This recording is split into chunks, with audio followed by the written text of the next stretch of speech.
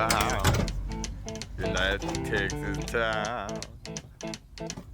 About to shack outside the game. You know what I'm talking about.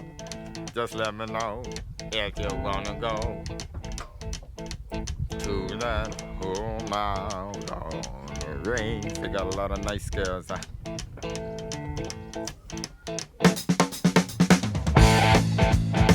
I'm racing. Right, so I've got some explaining to do. The last video I put up for this bike was 2 years ago, which is a long time, but a lot has happened in the last 2 years. Not to the bike's exactly the same, no progress whatsoever. In fact, if anything, we've had some progress in the wrong direction, and you can see that in that picture. I'll give you a little close up here, but it was parked outside, and a dog decided to do some modifications to the wire here. And see if you can see that. You can see here that wire's all chewed up. Can you see that? So that's one of the first jobs I have to do. And then the second job is going to be to get this starter motor fired over again, because it was doing that before. It's not doing it now. I think it's just a really bad rusty shit ground on the other side. So I'm going to clean those two things up, but I am going to start trying to get into this now. I actually have now bought 2 new coils, not Dyna S coils, but I found a cheaper replacement that say they're Dyna S replacement coils that are 60 quid rather than 200 quid. But that will be enough to see if we can get this thing going. One thing I didn't film was that we did do a compression test on this engine. We got 75 psi across all 4 cylinders, which is not fantastic. You want to get like a minimum of 120, ideally about 150, but the engine was cranking really, really slow as well. So because it's quite a high compression engine anyway, we think if we get the starter turned on the button, the starter solenoid may also be completely kaputnik as well. So I'm going to redo the ground.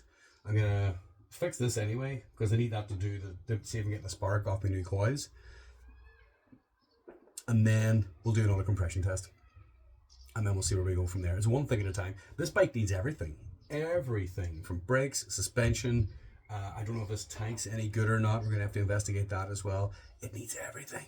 But I'm going to start with the basics. Can I get a good ground to get the starter going over? So that's what we're going to do right now. And this is the bad ground in question there. Now this starter motor does turn. I'm not sure if it turns just as fast as I would like. But whenever I was chasing 12 volts, I was getting 12 volts to here. If you understand, right? So to this wire, but not to the actual post, which is here. So I'm getting 12 volts to here. It's not getting to the post. Now, I think that this is just rusty and just a very, very bad ground. So what I'm going to do right now is take this apart, get a wire brush on it, clean it all up. I do have some dielectric grease that's in the post, but hasn't arrived yet, which would be nicer if it was here right now. But we'll see how we can get on, see if I can get this starting on the button and then chase that 12 volts again. All of you that guessed what size this was were completely correct. It is, of course, a 10. So let's listen this up. And yeah, the battery is isolated, so there's literally minimal chance of me getting a shock off this as well. So this is the starter solenoid. This may or not be bad. For those of you who don't know, you have 12 volts connected directly to your battery that goes in this side. This bit goes directly to, you see this lead? All the way around and ends up down there, and that goes straight to your starter motor. So whenever you push the button up there, this then releases that power and it should start your starter motor. Now what I wanted to test was obviously to make sure I'm getting power to this wire. Now if I hold that on there and then, by the way, our RCC would be devastated to see what I'm doing. I'm just going to bridge these 2 posts and then the bike should turn over. Okay, not very fast, but again, the battery does need a charge.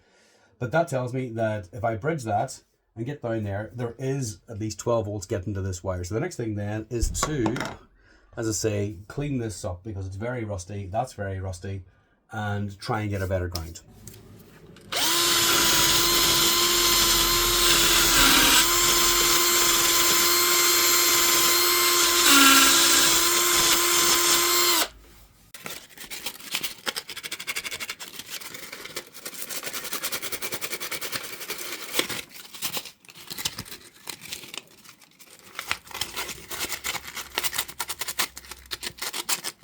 I was trying to do this with a wire brush too, but I kept wire brushing my finger and thumb, it was no good.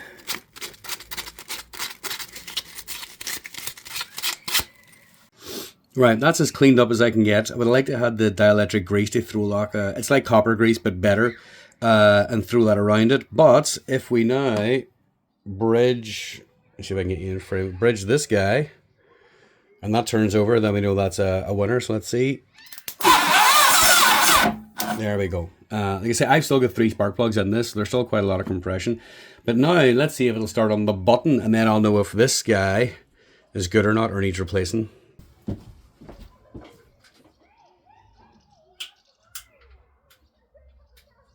Nah, nothing.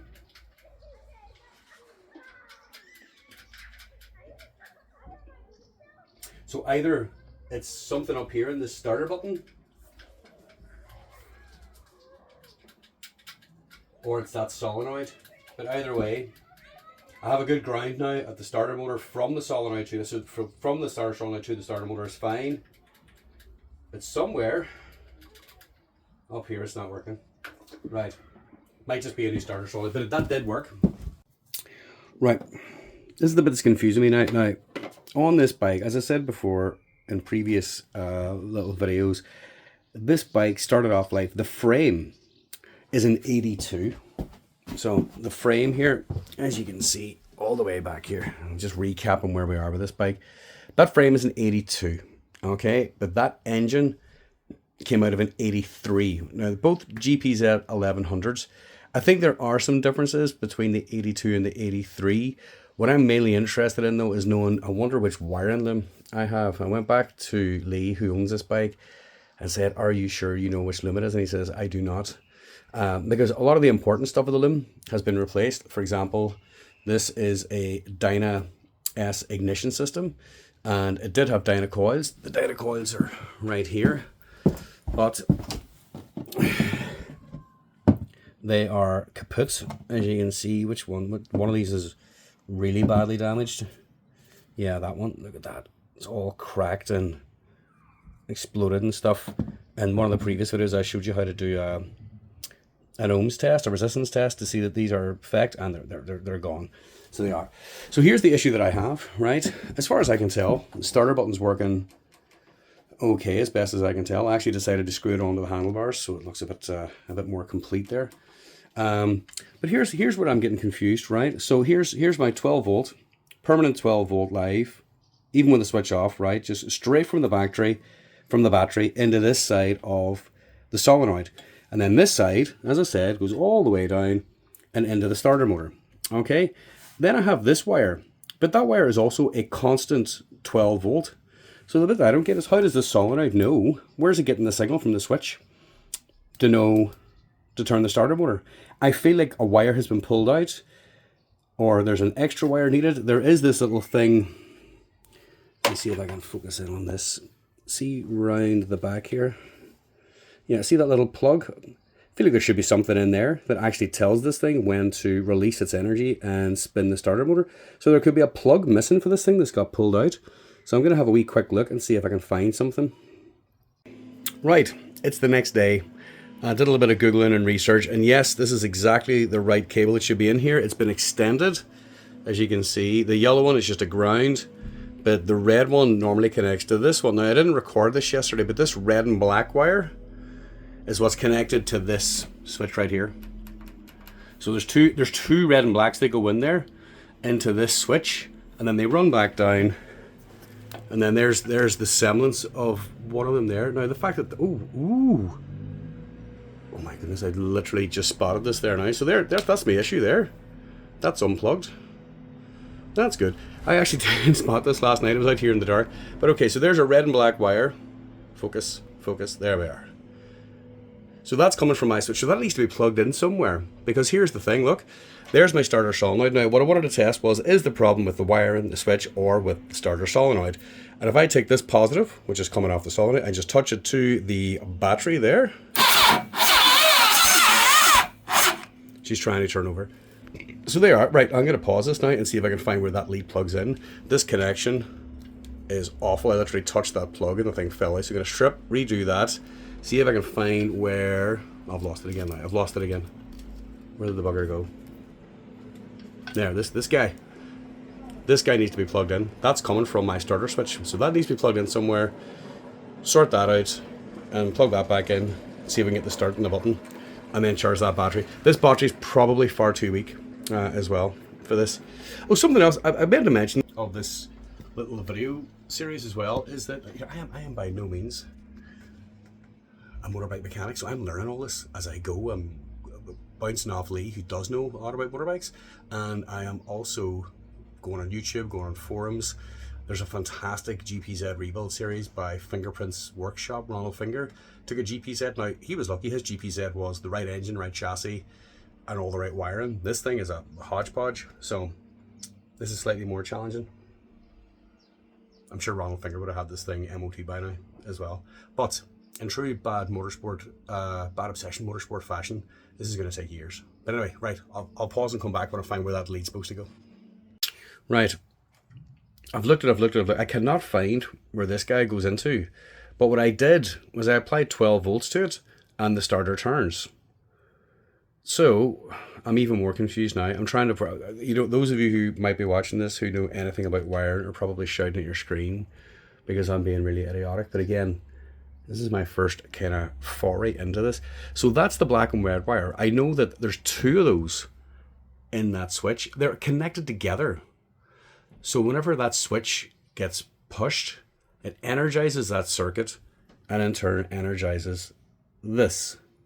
So why is there two of them? Because the other one goes through the isolator switch maybe? Or is designed to go through the key? Because otherwise why would they actually be connected together? I might take it off and show you, but trust me, it's two of these red and black wires connected to like a brass plate.